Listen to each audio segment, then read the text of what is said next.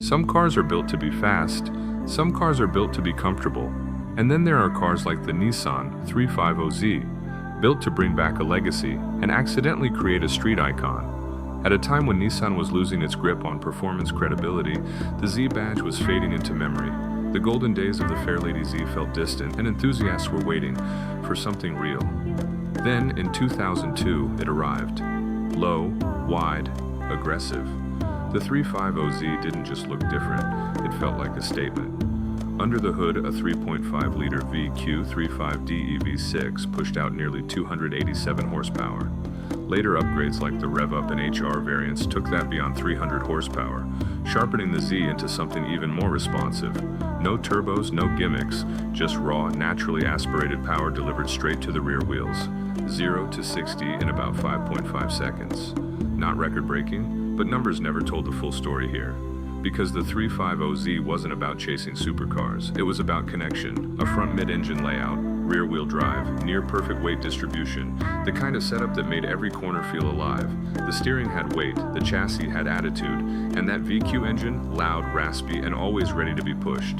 This was a driver's car in the purest sense. But what truly transformed the 350Z into a legend was what happened after it left the factory.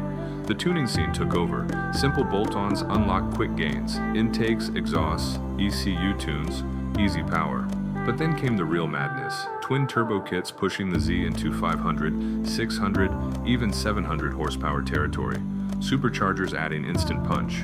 Built engines turning daily drivers into street weapons. And visually, limitless. Wide-body kits from Rocket Bunny, aggressive builds from Liberty Walk, clean street setups, slam stance cars, track-focused machines, drift builds with insane steering angle.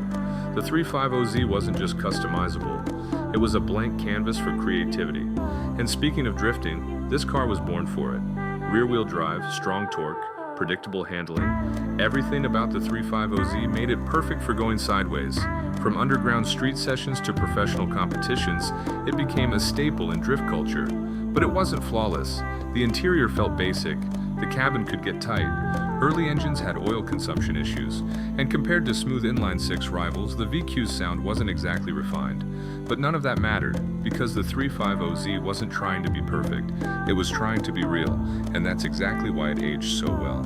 As modern cars became faster, quieter, and filled with digital assistance, the 350Z stayed raw, mechanical, unfiltered, the kind of car that demanded skill and rewarded it. Now, it's no longer just a used sports car, it's becoming a modern classic. Clean, stock examples are disappearing. Prices are rising, and the modified ones? They tell stories of an era where car culture was loud, bold, and unapologetic.